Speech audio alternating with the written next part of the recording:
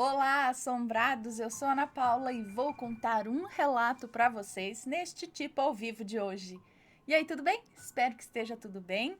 Não se esqueça de deixar o like neste vídeo e não se esqueça de fazer aquela visitinha na nossa loja virtual, a lojassombrada.com.br, que tem novidades para vocês. Já está disponível, já está à venda, tá? As camisetas, novas estampas, né? Novas camisetas aqui na nossa loja. Esta daqui dos Aliens Are the New Fashion é uma delas, brilha no escuro.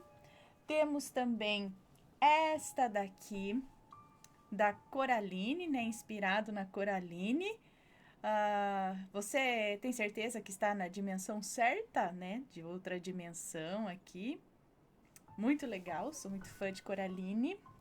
Aqui a nova camiseta aqui do Histórias Assombradas. Olha só, eu tenho uma e você tem uma história assombrada para contar? Conta pra mim, que eu conto pra todo mundo. Aqui, essa não brilha no escuro, tá?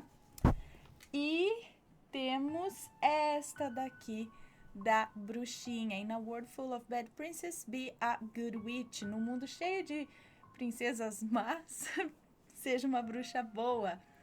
Olha aqui a bruxinha. Essa brilha no escuro também. Só do relatos aqui não brilha, tá? Então, pessoal, aproveita. Deixa eu falar também para vocês que em 5 anos de loja, a gente nunca aumentou o preço das camisetas, tá? Sempre foram, desde que inaugurou a loja, sempre foi o mesmo preço. Só que agora não vai dar mais para segurar o mesmo preço, a gente vai ter que aumentar esses preços.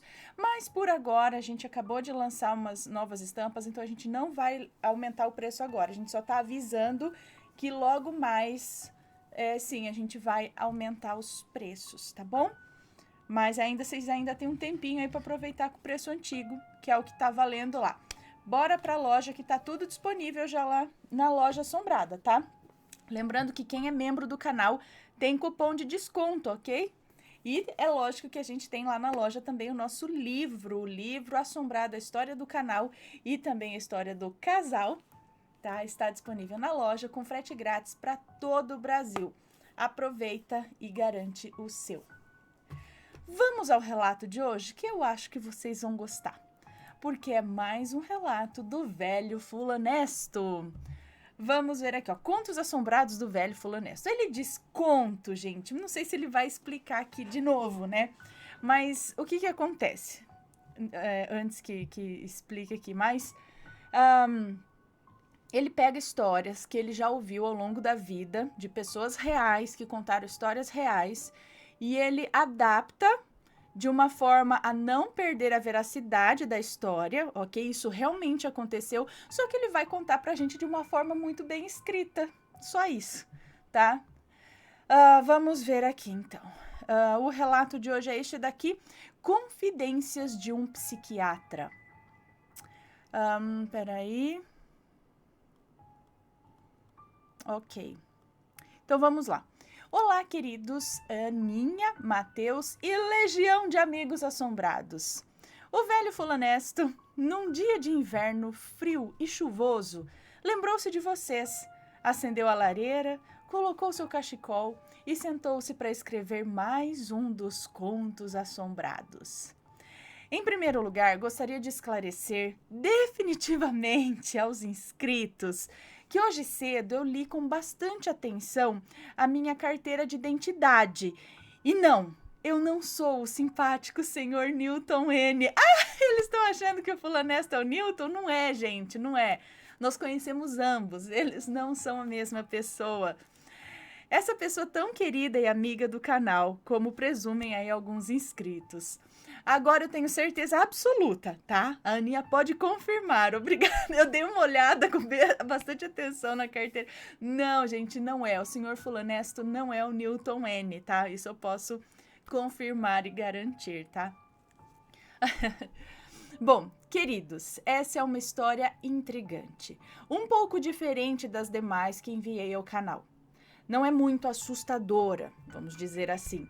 Porém, nos mostra como o sobrenatural pode operar de várias formas diferentes via de regra tirando o sono e a paz de suas vítimas. Só ver que tá tudo certo. Eu tenho medo de começar a gravar, fazer as coisas e não tá tudo certo, mas acho que tá, né? Beleza. O mistério que envolve este relato, pelo que sei, permanece sem explicação até hoje. Além disso, não me recordo de ter ouvido falar de algum fato semelhante.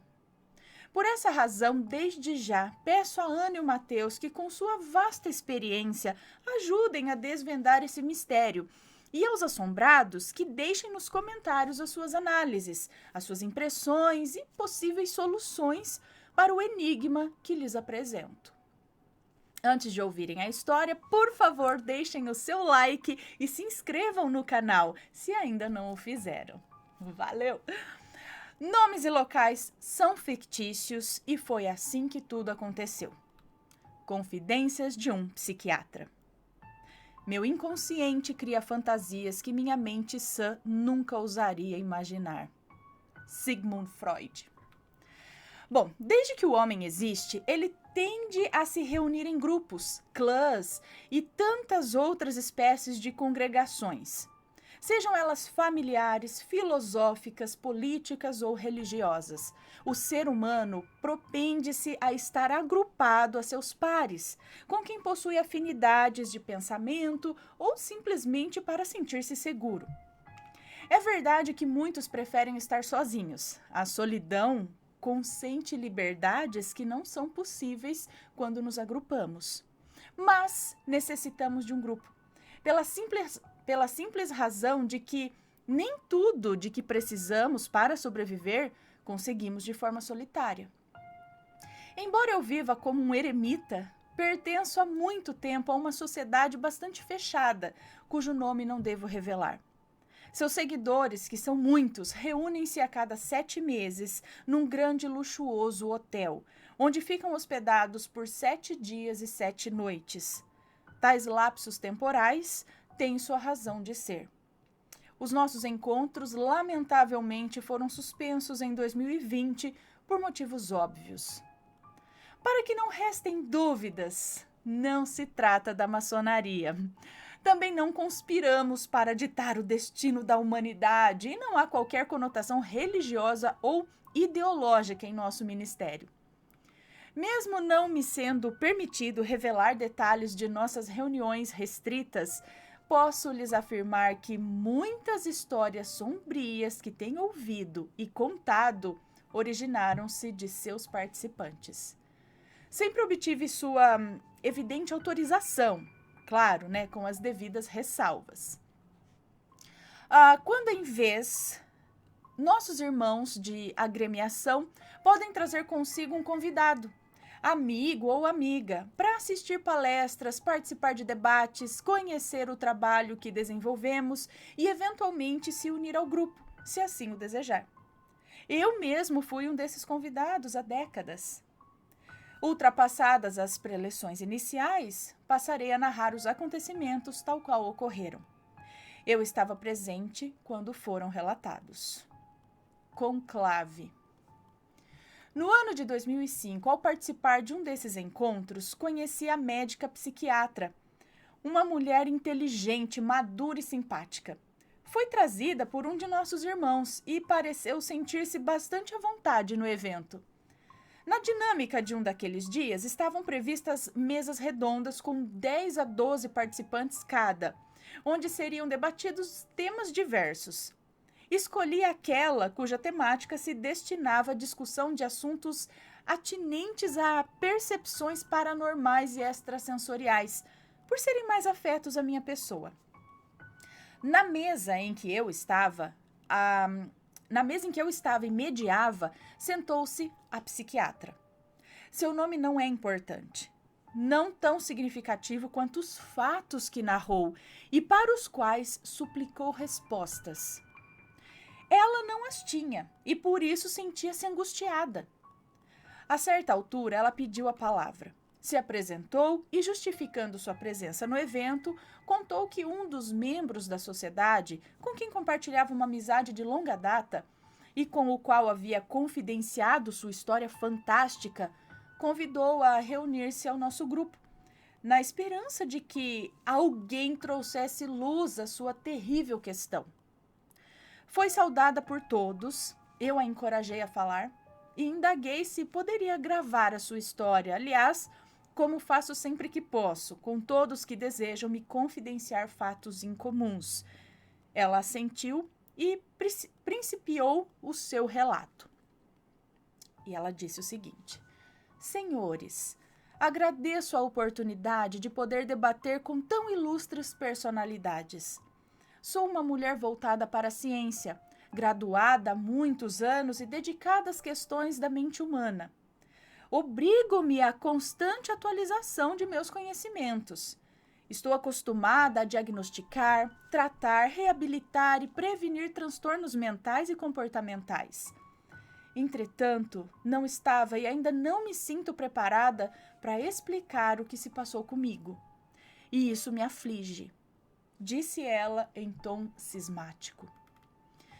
A psiquiatra prosseguiu narrando que vem tentando desvendar um mistério que se passou consigo, para o qual seus conhecimentos de nada lhe servem.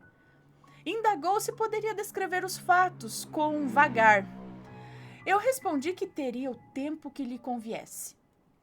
Disse então que no ano de 1995, ou seja, cerca de 10 anos daquela data, recebeu em seu consultório de psiquiatria e psicanálise, já no final da tarde, um rapaz de 22 anos, acompanhado de um senhor de idade. Pareceu-lhe que o idoso trazia o rapaz para uma possível consulta. A médica preferiu não nos revelar seus nomes. Passou a chamar seu paciente de Renato Márcio e o avô de Oswaldo Márcio. Adélia, atendente do consultório, havia faltado ao trabalho e a médica estava sozinha para prestar consultas, preencher formulários e toda aquela papelada burocrática. Renato era o seu último paciente agendado daquela sexta-feira. Se dirigiu à sala de espera do consultório no intuito de chamar o jovem para atendimento. Porém, antes que pudesse fazê-lo, o tal senhor Oswaldo apressou-se e entrou em sua sala, sem qualquer cerimônia, pedindo que fosse ouvido previamente acerca dos problemas de seu neto. Ela estranhou o ímpeto do senhor de idade, principalmente pelo fato de que seu neto parecia poder falar por si mesmo, dispensando apresentações. No entanto, vendo-o aflito, resolveu não chamar-lhe atenção, pela indelicadeza. Renato permaneceu no recinto de espera e não demonstrou qualquer objeção. Aliás, parecia alheio a tudo o que ocorria. Doutora, muito prazer. Eu me chamo Oswaldo Márcio. O meu neto está sob os meus cuidados desde que era muito pequeno. Eu e minha esposa, a Flora, nós zelamos por ele. Estamos preocupados e precisamos de ajuda. Não sabemos mais o que fazer, disse o senhor com os olhos marejados já. E continuou. Ele passou por algum grande trauma há uns 15 dias aproximadamente. Pelo menos é o que parece, mas não nos diz o que aconteceu. Certo dia ele entrou em casa apressado, nervoso, gritando que seu tempo de vida estava acabando. Nós não entendemos o que ele dizia. Eu e minha esposa ficamos atônitos. Desde então ele está assim, quieto, sem reação alguma e não quer falar, nem comigo nem com a avó. Será que a senhora poderia ajudá-lo? Concluiu o avô de Renato, bastante emocionado. A psiquiatra seguiu contando que tranquilizou o idoso, anotou seu nome e o de sua esposa, solicitou que permanecesse na sala de espera, chamou Renato e o rapaz entrou sozinho no consultório reservado, enquanto o senhor Oswaldo o aguardava. Ela colheu seus dados na anamnese, anotando seu nome completo, endereço, telefone residencial e outros dados relevantes, tais como alergias a medicamentos, etc. Por cautela, escreveu os nomes completos dos avós de Renato na própria ficha, como referência, no caso de precisar de alguma informação adicional futura. Explicou que era de suma importância lembrar que, na mesma ficha onde os dados dos pacientes são coletados, Nela também são inseridas as datas de cada consulta realizada e breves anotações acerca do que se passou nos atendimentos. Iniciando a sessão, a médica narrou que estimulou o jovem a falar e expor as suas questões. Após um breve período de silêncio, Renato fez a seguinte pergunta: Doutora, a senhora acredita em vida após a morte? Eu não acreditava, mas eu já não sei mais. O que acontece com a gente depois da morte? Eu acho que eu vou morrer hoje. Eu tô com medo. A psiquiatra comentou que ficou admirada com tais questões. Aquele parecia ser um sinal de alerta para alguma coisa potencialmente grave. Pensando em criar uma abordagem terapêutica no intuito de deixar o paciente menos tenso, acomodou-se em sua cadeira, assumindo uma postura afável. Renato, você pode olhar para mim? Em tom amistoso, fixou o olhar no rapaz, mantendo a expressão serena, e prosseguiu. Eu não acho que vai acontecer algo de ruim com você, mas respeito a sua preocupação e entendo que necessita de assistência. Eu estou aqui para ouvi-lo, então continue. E de que adiantaria falar com a senhora? Ninguém vai acreditar no que aconteceu comigo. Eu mesmo custo a crer, teria dito o jovem Renato, olhando para sua interlocutora. Seja o que for que tenha ocorrido, eu vou te ajudar a encontrar as respostas de que precisa. Quanto à sua pergunta, se eu acredito em vida após a morte, bom, isso não importa agora. O importante neste momento é no que você crê e como você lida com as suas crenças e emoções. Façamos o seguinte, está vendo aquele divã? O que você acha de deitar-se ali, relaxar e contar o que te preocupa?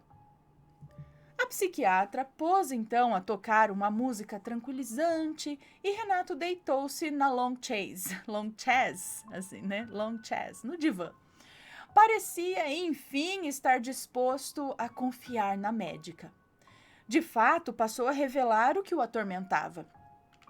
Ele dizia: eu estudo odontologia na Universidade Federal. Estou no 2º ano da faculdade e concorri a uma vaga de monitor no laboratório de anatomia. Consegui a vaga.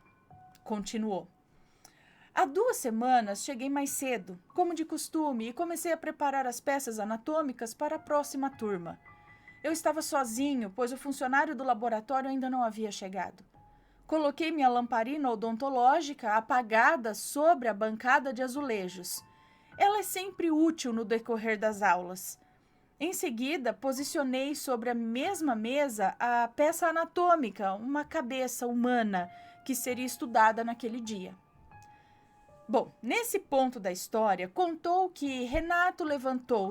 a psiquiatra contou que Renato levantou-se e começou a andar de um lado para o outro, ansioso e hiperativo.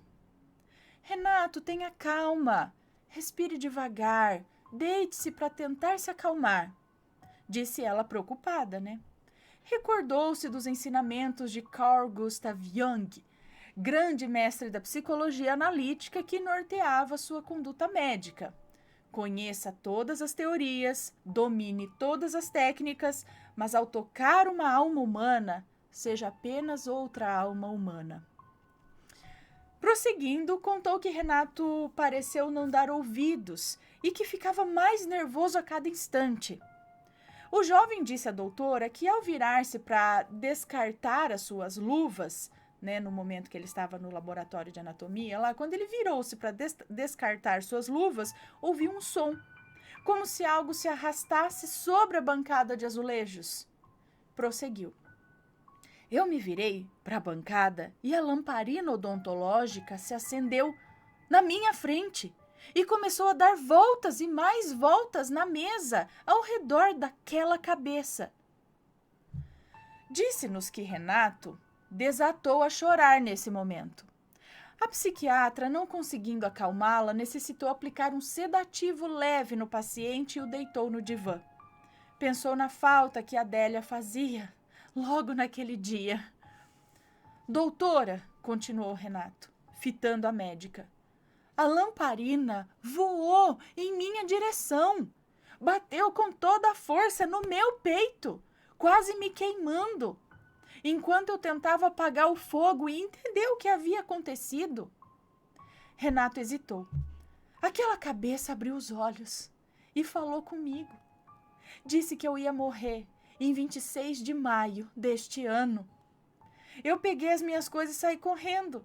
Eu não voltei mais para a faculdade. Eu tô apavorado, doutora. Me ajuda. Hoje, dia 26 de maio. Eu não quero morrer.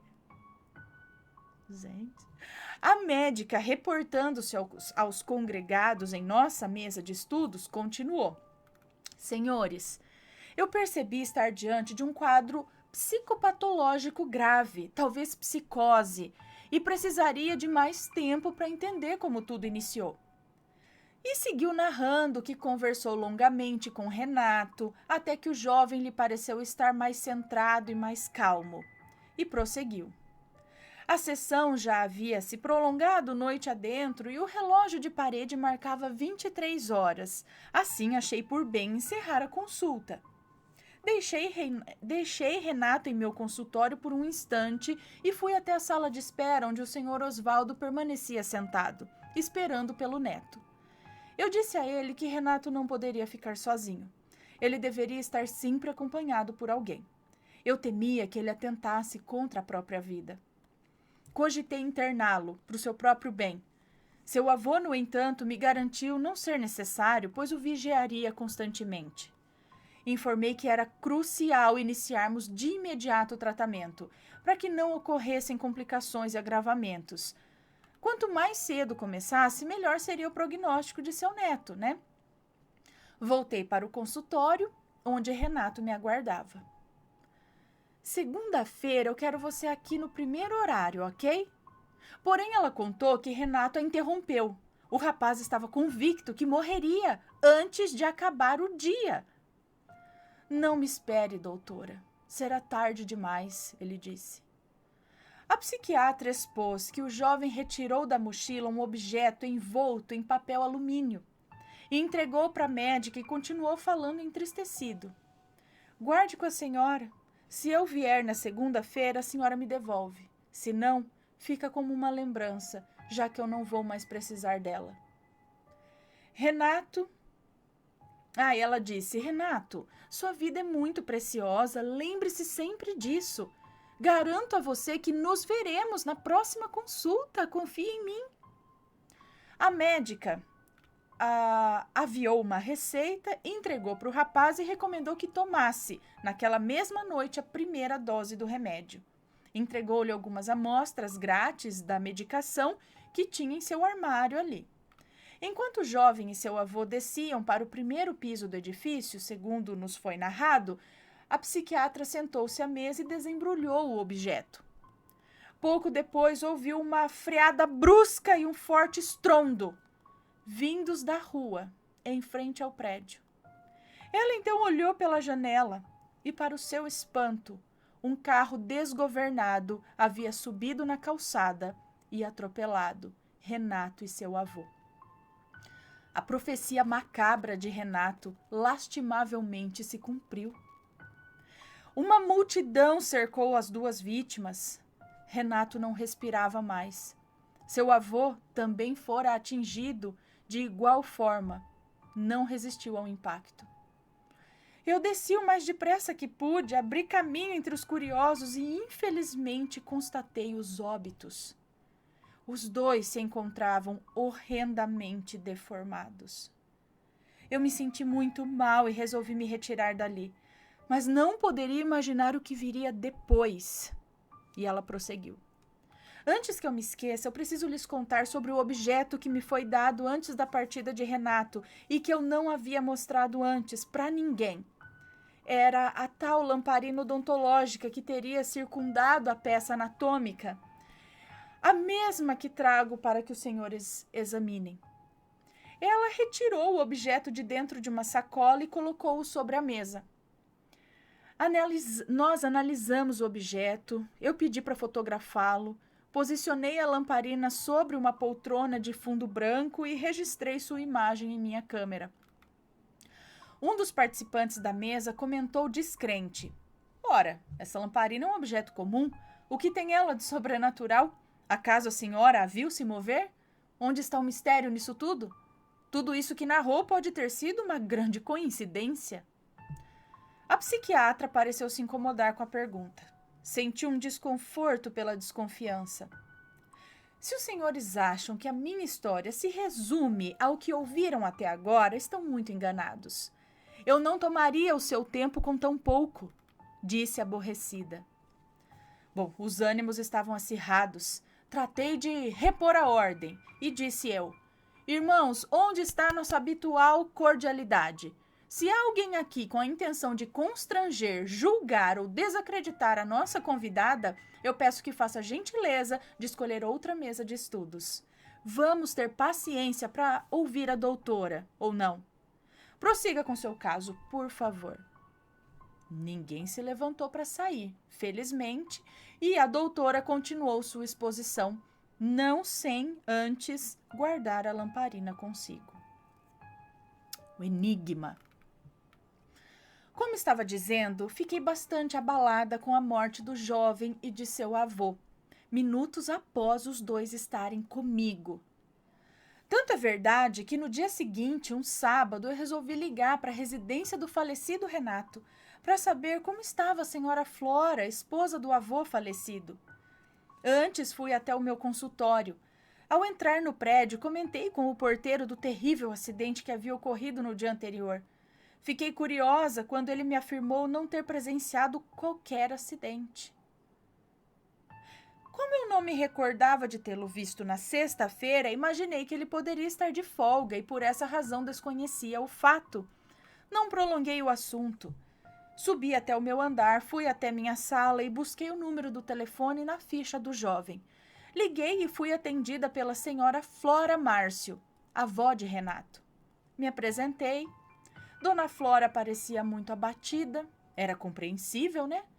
Aparentou estar sob efeito de algum sedativo. Indaguei sobre o horário e o local do sepultamento.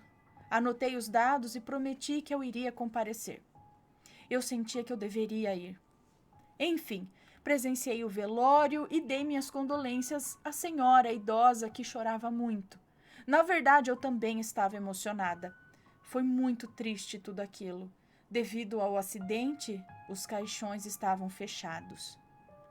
Porém, o que me deixou bastante confusa é que não havia mais ninguém ali, além de mim, da senhora e dos funcionários do cemitério. Eu estranhei que nenhum amigo ou parente estivesse presente. Bom, a psiquiatra disse que notou outro fato intrigante. Os funcionários do cemitério que realizaram o enterro estavam calados demais e suas roupas de trabalho pareciam muito antigas e desgastadas. Mas não deu tanta importância a tais fatos, pelo menos naquele momento. Despediu-se da senhora e se retirou. Contou que aquela tragédia ficou marcada em sua memória por muito tempo. Porém, sua vida, suas crenças e convicções mudariam drasticamente alguns anos depois. Prosseguiu. No ano passado, em agosto de 2004, recebi um convite para participar de um jantar beneficente em minha cidade. A princípio, pensei em não aceitar, pois eu estava muito atarefada. Entretanto, um amigo insistiu e eu acabei concordando. A psiquiatra nos contou que, ao chegar nesse restaurante, o seu amigo a convidou para sentar-se junto a ele, numa mesa onde outros participantes já se encontravam. Senhores, e ela continuou contando, né? A psiquiatra contando aqui, ó. Senhores, ao ser apresentada aos demais convidados, fui tomada por um forte desconforto. Uma das pessoas que compartilhavam aquela mesa comigo se parecia demais com o jovem Renato, o meu paciente falecido. Um pouco mais velho, sim, mas era idêntico a ele. Prosseguiu. Meu amigo se dirigiu a esse tal sujeito e antes que ele pudesse fazer as apresentações, o homem levantou-se e me abraçou calorosamente. Que surpresa maravilhosa encontrar a senhora aqui, disse o sósia de Renato. Meus amigos, essa é a médica que me ajudou na pior fase da minha vida. Não fosse ela, não teria me formado em odontologia e provavelmente nem estaria aqui. Eu sou muito grato a essa senhora doutora, concluiu. A psiquiatra nos relatou que não sabia o que pensar ou o que dizer. Olhava fixamente para o rapaz à sua frente, porém sua mente cientificamente treinada, lúcida e objetiva, tomou as rédeas das emoções descontroladas.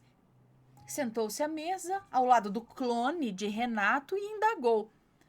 Me perdoe, a idade por vezes me prega peças. Qual é mesmo seu nome? Não está lembrada de mim? A senhora me tratou por 4 anos. Eu não me esqueço da data em que lá estive pela primeira vez com o meu pai, dia 26 de maio de 1995. Como eu poderia esquecer? Essa data marcou a minha vida. Mas qual é o seu nome? Vociferou ela, atordoada e incrédula. Eu sou Renato Márcio, doutora. Com certeza a senhora vai se lembrar de como eu estava mal. Eu achava que eu ia morrer naquele dia, lembra? Prosseguiu o rapaz enquanto a médica perdia gradativamente o comando de sua razão. O rapaz se dirigiu a um senhor que se aproximava da mesa. Pai, olha quem está aqui! Doutora, que satisfação! Quantas vezes pensei em retornar ao seu consultório para agradecer a cura do Renato. Mas a senhora sabe como é, né? A vida é corrida. O tal senhor, sorrindo, cochichou em seu ouvido. Adélia ainda trabalha com a senhora? Moça encantadora. A psiquiatra nos disse que ficou chocada. Nunca havia visto aquele homem antes. Ela estava confusa. Encolheu-se no espaldar da cadeira, como a buscar um refúgio seguro para si, e nesse instante sua razão sucumbiu de vez às suas emoções desordenadas e, dirigindo-se ao pai do rapaz, perguntou em voz alta, irritada e decidida, chamando a atenção de todos no restaurante. Quem é o senhor? Aliás, quem são vocês dois? Levantando-se da cadeira e voltando-se para o amigo que a convidou ao evento, disparou. Você me convidou para promover essa brincadeira sem graça? Idiotas! Sua reação deixou os componentes daquele encontro surpresos. E ficaram mais surpresos ainda quando ela continuou a gritar. Renato está morto! Ele foi atropelado em frente ao meu prédio. Eu mesma constatei o seu óbito e de seu avô naquele dia 26 de maio. Foi o avô de Renato. Qual era o nome dele mesmo? Eu não me lembro agora, mas foi ele quem acompanhou Renato ao meu consultório. O senhor aí, que se diz pai desse farsante, eu nunca vi o senhor na minha vida. E mais, fui ao enterro dos dois. Fui ao enterro de Renato e de seu avô. Eu e a avó de Renato vimos o sepultamento. Eu lembro-me muito bem, como se fosse hoje. Os senhores são impostores. Com certeza, a senhora está desorientada. Eu não conheci os meus avós maternos nem paternos. Todos eles morreram antes do meu nascimento. Eu comparecia sozinho ao seu consultório, doutora. Por vezes, o meu pai ia comigo. A senhora está sendo grosseira conosco e com todos aqui. É melhor a senhora se acalmar e parar com esse escândalo. Renato a segurou pelo braço e seus olhos expressavam ódio. Eu me soltei das mãos daquela criatura, eu me retirei da mesa, sem me importar com educação ou respeito para com os demais, certa de que algo muito estranho estava acontecendo. No meu íntimo, eu torcia para que alguém estivesse me pregando uma peça ou coisa parecida. Aquele não era Renato, eu tinha certeza absoluta, ou na verdade eu rezava para estar certa. Entretanto, quando saía às pressas do restaurante, o homem que se passava por Renato me indagou. Eu quero de volta a minha lamparina, que a senhora nunca me devolveu. A senhora ainda tem, não é? Eu parei onde estava. Como ele poderia saber sobre a lamparina, a não ser que fosse ele, o próprio Renato? Eu não olhei para trás. Eu saí do restaurante aturdida e fui para casa. Porém, resolvi que eu iria chegar ao fundo daquele mistério. No dia seguinte, no meu consultório, pedi que a Adélia procurasse a ficha de Renato no arquivo. Eu queria me certificar que nela constava apenas um atendimento, o do dia 26 de maio de 1995. Para minha surpresa, Adélia perguntou: qual Renato? O estudante de odontologia que tem um pai bonitão? Como você sabe disso? Você nem estava aqui quando eu o atendi, disse eu, intrigada. Como não, doutora? Quer dizer, na primeira consulta eu não estava, mas eu me lembro bem dele e de seu pai, das várias sessões em que ele compareceu. Tem notícias deles? Adélia, o que você está me dizendo? A médica disse que pegou a ficha de Renato e que, para sua surpresa, nela estavam anotadas, com sua própria letra, em várias páginas grampeadas, muitas consultas médicas, as quais ela tinha certeza que nunca aconteceram. Porém, não constava escrito o nome do avô nem da avó do rapaz, que ela mesma anotara na primeira sessão. Quem colocou essas informações aqui, Adélia? Todas essas consultas? Foi a senhora, ué. Não é a sua letra? A psiquiatra, atarantada, pegou a ficha, deixou o consultório lotado de pacientes aborrecidos e foi até o cemitério, onde o enterro de Renato se deu. Não lembrava onde se localizavam os túmulos exatamente, mas lembrou-se do nome do avô de Renato, Osvaldo. Pediu ajuda ao funcionário da necrópole. Informou a data provável do enterro e os nomes dos falecidos, Renato Márcio e Osvaldo Márcio. Olha, senhora, nos meses de maio e junho de 1995, não há qualquer anotação de sepultamento dessas pessoas. E pelos nomes, o senhor não consegue localizar? A psiquiatra nos contou que o homem pegou outro livro empoeirado. Custou, mas achou o que procurava. Existe aqui em nossos registros o sepultamento de um senhor Osvaldo Márcio, mas Renato eu não achei. E outra coisa, não foi em 95. A médica prosseguiu contando o seguinte. Então, ele anotou num papel a quadra, a rua e o número do túmulo do senhor Osvaldo. Me entregou, indicou a direção a seguir e eu agradeci. Fui ansiosa até lá. Esperava encontrar os jazigos e encontrei os dois, um ao lado do outro.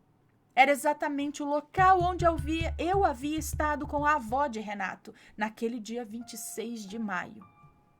Eu fiquei, de certa forma, um pouco aliviada, afinal eu estava certa.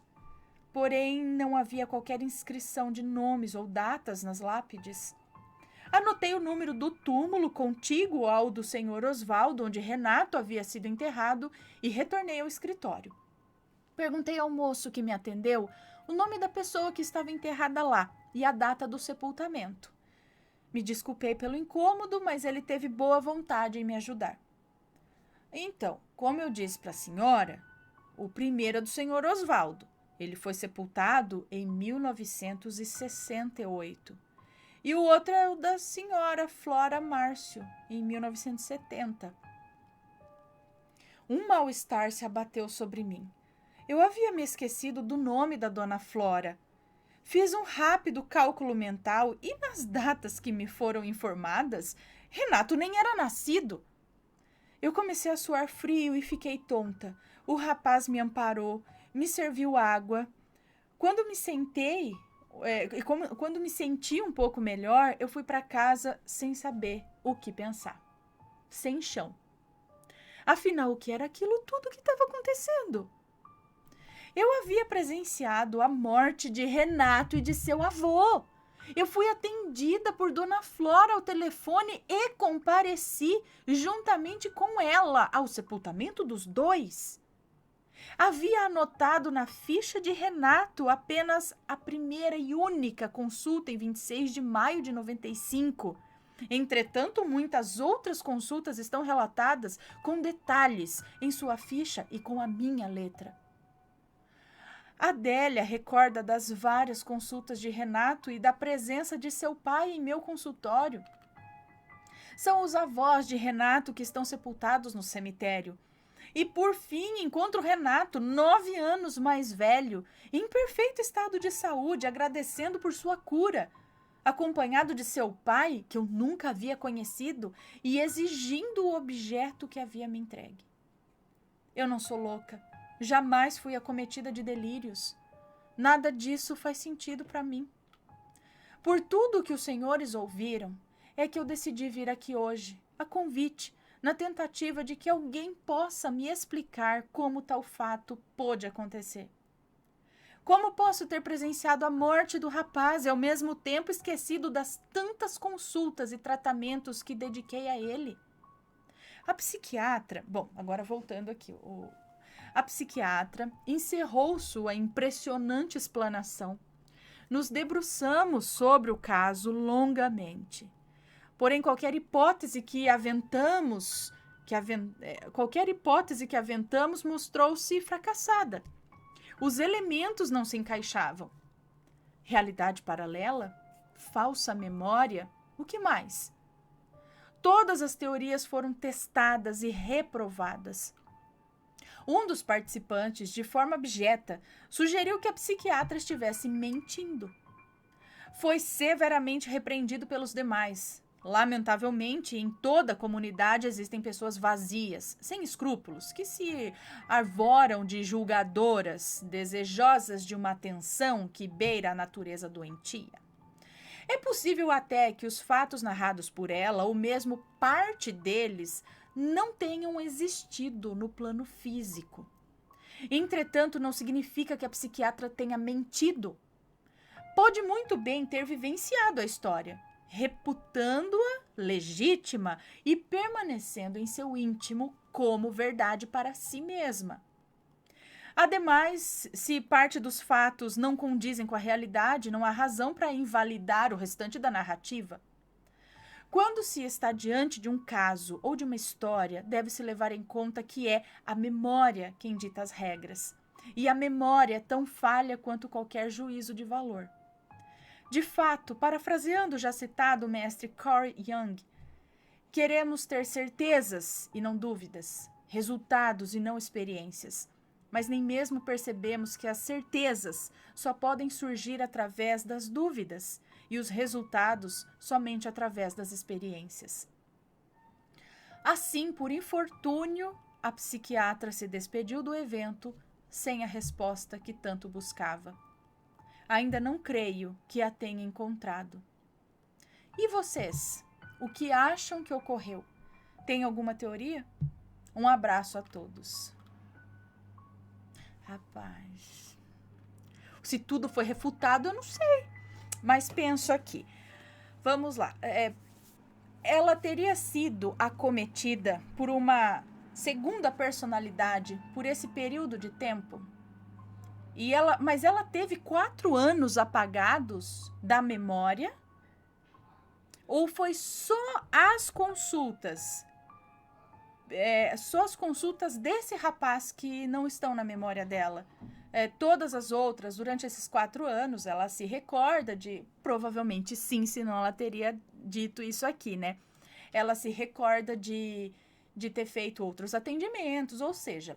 Eu acredito que ela viveu 4 anos da vida dela de uma forma normal e ela se lembre desses 4 anos da vida dela. Porém, ela não se lembra de atender esse rapaz. 4 anos não, 9 anos se passaram. Ela atendeu ele por 4 anos, segundo ele. Mas já havia se passado 9 anos desde aquele dia 26 de maio, é isso? De 95. Então... Foi descartada o lance de realidade paralela, porque, quando ela foi no velório do vô e do filho, ela percebeu as roupas antigas do pessoal e não tinha ninguém no velório. Mas a mulher estava viva. É como aqueles outros relatos que a gente já ouviu aqui, realmente de uma outra dimensão. Tipo, vamos dizer assim, que nessa outra dimensão, esse rapaz morreu. E ele foi ao consultório com o avô que ainda era vivo. outras coisas aconteceram nessa outra dimensão e ele morreu e ponto. O avô, e ela viveu esse período dessa outra dimensão e talvez um outro tempo, tipo um espaço-tempo, sabe? Naquele período. Mas aí ela viveu durante 9 anos numa dimensão e em outra? Porque o rapaz foi tratado por ela. Mas será que ele foi tratado por ela de uma outra dimensão? Entendeu? Numa outra dimensão ela o tratou e numa outra ele morreu. Sabe aquele lance de multiversos? Onde eu, talvez, numa outra dimensão, eu não seja youtuber, eu continue sendo fisioterapeuta. Talvez eu seja fisioterapeuta numa outra dimensão. E talvez alguém tenha tido algum tratamento comigo e aí vai falar, nossa, Ana, mas eu me tratei com você, né, em 2010. Eu falei, que jeito se eu tô aqui? Né, não sei, tô colocando uma hipótese. Rapaz, não sei, porque nem fantasma não é. Falsa memória dela, como que ela teve um apagão em relação só a esse caso? E a mente dela substituiu isso? Ela tratou dele, mas a mente esqueceu e colocou no lugar que ele morreu. Mas por qual motivo? Ela teria sofrido algum ataque, algum baque, ou que fez a mente dela... Bom, ela é psiquiatra, ela mais do que ninguém poderia dizer a respeito disso, né? Mas se ela foi a vítima, para a mente dela camuflar, imaginar que em vez dele tá seguindo, ele... Mas como ela poderia saber do avô também, gente, que já era falecido? A mente dela teria pregado toda essa peça nela? Olha, gente, eu não sei, eu vou ficar aqui pensando, quebrando a minha cabeça, eu teria que ler tudo de novo e começar a pensar tudo de novo a respeito dessa história, que chega a dar uns nó na nossa cabeça também. Mas eu fico com a possibilidade dos multiversos, de uma realidade paralela, sim.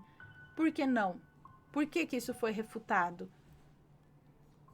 Bom, não sei. Deixem aqui suas opiniões, deixem nos comentários. E se já aconteceu algo parecido com alguém, manda o seu relato pra gente, ok? Porque aí me vem à cabeça outros relatos. Por exemplo, um dos que eu me lembro aqui, que acabou marcando desse lance de efeito Mandela, né? Que tava falando, mas não é bem um efeito Mandela disso daqui, que no caso é só ela. 3 amigas estavam sentadas no trabalho e uma falou, vai ser meu aniversário tal dia. Que tal a gente trazer um bolo? A gente traz M&M's, você traz M&M's, você traz isso, traz aquilo. Beleza, combinado. Aí uma delas chegou, vamos dizer, no dia do aniversário, e falou, olha, eu trouxe os M&M's e tal. Aí as outras 2 olharam pra ela e falaram, mas do que você tá falando? Eu falei, você não falou que era seu aniversário, que a gente ia fazer uma festinha, cada uma ia trazer isso, eu fiquei de trazer os M&M's? Eu falei, não, a gente nunca falou sobre isso. A gente nunca conversou, sabe? Ela falou, não, realmente tal dia é meu aniversário, mas eu nunca combinei de fazer nenhuma festinha. E a outra confirmou, não, a gente nunca teve essa conversa. Ela falou, gente, então eu tô louca? O que... Ela falou, eu conversei, a gente combinou, foi tudo assim, mas isso daqui, vamos dizer, essa coisa né, que elas combinaram e 2 disseram que isso nunca aconteceu e uma dizendo que aconteceu, foi uma coisinha, foi um dia, uma conversa. Agora, no caso dessa moça, foram 4 anos de tratamento de uma pessoa que ela viu morrer. E ainda nem lembrava do pai, que ela tinha visto o avô. E o avô já tinha falecido em 65. E o menino tinha nascido. Meu Deus, deu nó. Deu nó, vai dar dor de cabeça se eu continuar pensando. Mas coisas bem parecidas já aconteceram em outros momentos. E a gente pode recordar alguns relatos nesse sentido. Se aconteceu algo parecido, manda pra gente. Se tem uma teoria, se tem alguma coisa, deixa nos comentários. Espero que tenham gostado. Um grande beijo pra vocês e a gente se vê num próximo relato. Beijos e fui!